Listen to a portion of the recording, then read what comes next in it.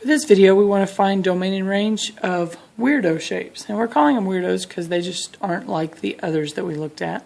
And we're not sure exactly what to call them yet. So once again, we're going to do the same thing we did before. Notice I have X's that kind of vary all the way along to here. Looks like they start here and stop here.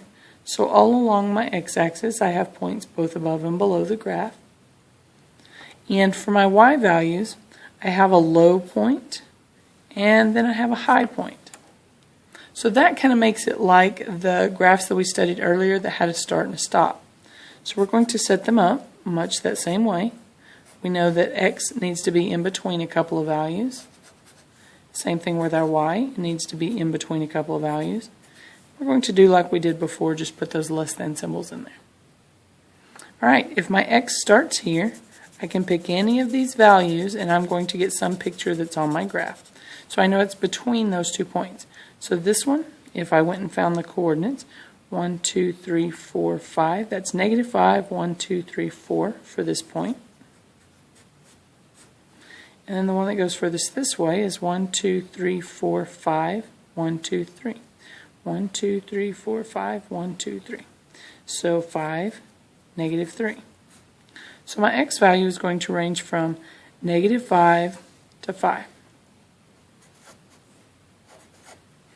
Now at this lower end, I have an open circle. That means the answer is not included, so I'm not going to put an equal. And then down here at the higher end of x, I have a closed end circle. So that means it is included. It means I get to mark an equal to in that inequality symbol. For our range, I'm going to start at the low point. This point's already labeled for me. I also need my high point labeled, and it looks like this one's the highest one. So 1, 2, 3. 1, 2, 3, 4, 5, 6. So that one looked like 3, 6. 1, 2, 3. 1, 2, 3, 4, 5, 6. So the lowest point here is at -3. And the high point looks to be at 6. And of course all of the y values are included in between because there is some value to the left or right of every one of those y's that we could choose.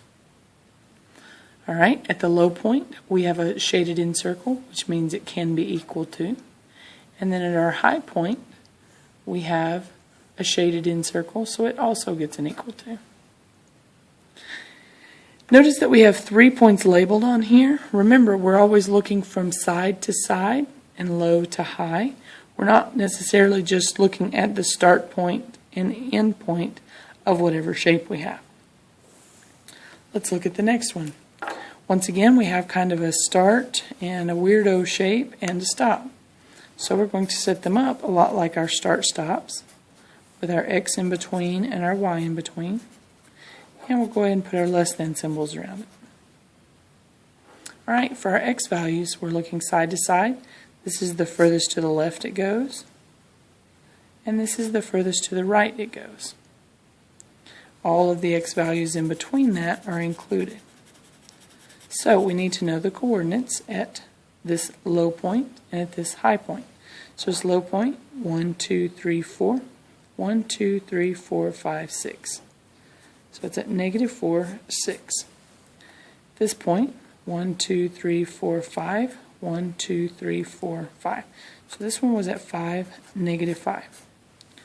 So our x value is going to range from -4 all the way to +5. At the -4 end, we have an open circle, so our answer is not included. I don't put an equal to. On the high end, it is an open circle, so once again I don't put an equal to. Now we look at our range values, or our y values. This is the low point. This is the high point. Here I'm starting at -5, and it looks like I'm going up to 6. So -5 up to +6. And of course all of the y values along the way are included. Down here on this low end, I notice there's an open circle, nothing else on the graph, so open circle. I don't get an equal to. On the high end, I notice there's an open circle, but I also notice that it's being used all across this line. So this is like having a whole bunch of closed-in circles. So that y value is included in the answer. So I'm going to put an equal to, because it is included all along this line.